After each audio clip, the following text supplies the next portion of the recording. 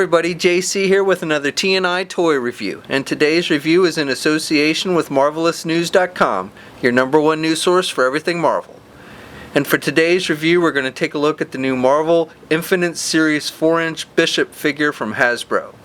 Now, this figure comes packaged in the same style of packaging we've seen with all the Marvel Infinite Series. You've got the same kind of standardized card back with the Marvel Infinite Series logo up at the top, and then the little icons for Thor, Captain America, Iron Man, and Hulk are below that, and then the figure's clearly displayed in the packaging. And then on the back of the packaging we have the look at the figure, a little brief bio in multiple languages, and then down below a look at some of the other figures in this wave. Okay, so let's get this figure open and take a look at what's inside.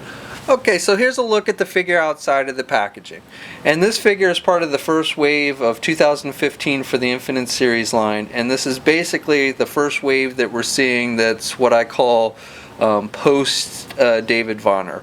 For those not familiar, David Vonner was the original toy designer on the Marvel Universe line. He came over from Toy Biz, and he was largely responsible for the early success of the line and just the details and everything that people loved about the line, including articulation and everything. So Vonner left Hasbro a little over a year ago, but this is really the first wave that we're seeing hitting shelves now that really does not have any of Vonner's influence on it.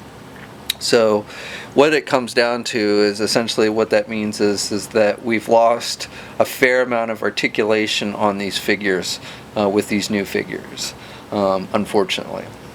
And we'll go over the articulation in just a minute. But first we'll look at the figure itself. And the overall detail, I think, is pretty nice on the figure.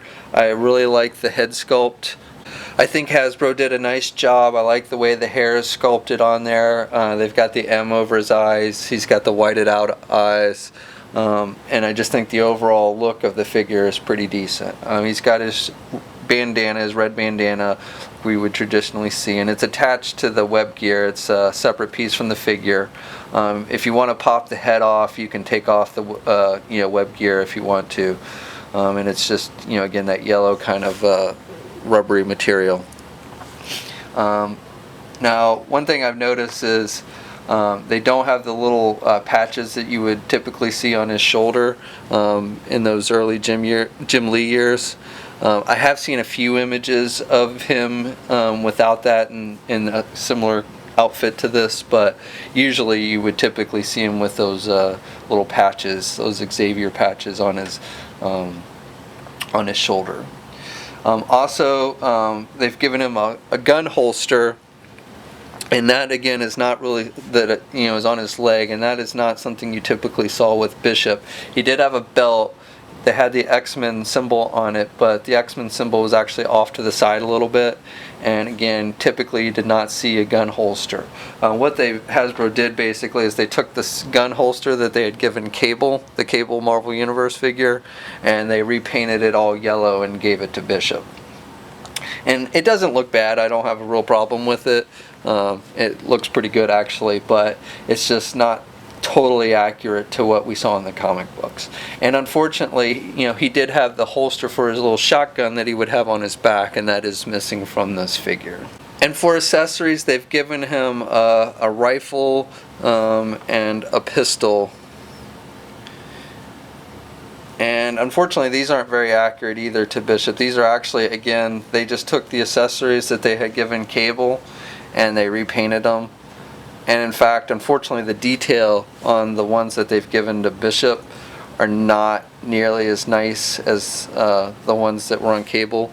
The paint on basically there's really no paint on the Bishop accessories at all. It's just a plastic looking gray, not the nice detail with the wash and the metallic look that they had given Cable's weapons. So they're the exact same weapons, they just don't have as nice a paint job on them as the ones that they had given Cable.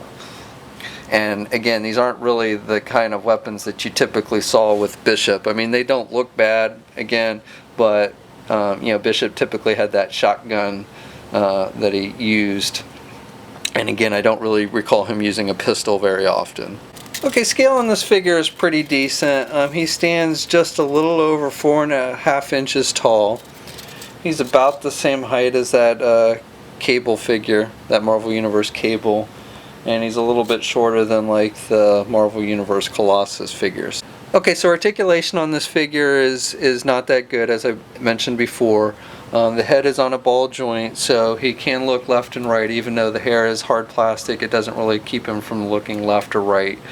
He does have some down movement with the head, but he can't really look up at all. He's got the standard ball hinge joints at the shoulder, so he's got good rotation there.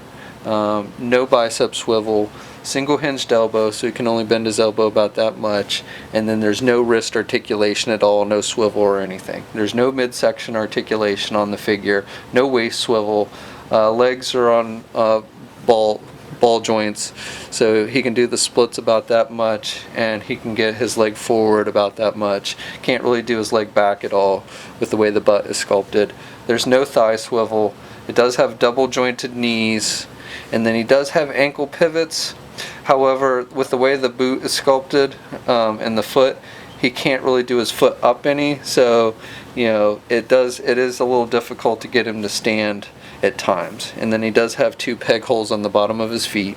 And then just one other thing I want to point out, the joints themselves are pretty solid. This figure doesn't seem to suffer from like the gummy kind of joints that we've seen with a lot of the 4-inch figures. However, if I had to choose between gummy joints, gummy soft joints or more articulation, I would obviously take the more articulation. Okay, so that's my review. Overall, I think the figure looks decent, but unfortunately the lack of articulation on this figure really kind of ruins it for me. Not only that, but some places like Target stores seem to be trying to raise the price on these 4-inch figures. I think Target's the only place so far, but I've seen them try and charge as high as $15 a figure, and that's just ridiculous, especially when you're removing articulation on these things. I know Hasbro's kind of going through a transition period with this line. At San Diego, they did mention that they were trying to work out the kinks. So hopefully we will see articulation return eventually to this line. I know we've got some figures that got from the Marvel Universe line that got put on hold, which we're going to start seeing released in upcoming waves, like Emma Frost, which has the more articulation. But I haven't seen any new sculpted figures with the added articulation back, and so my opinion is if they don't get that back in this line doesn't have many years left to it. I hope I'm wrong, and I hope Hasbro gets their act together with this line, because I think it's a really good line. I've really enjoyed it, and again, this figure looks good. It's just that articulation and lack of it is really a killer. So that's my review. Let us know what you think. Please leave a comment. If you're so inclined, please like the video, and if you haven't already, please subscribe. And until next time, I'll catch you later.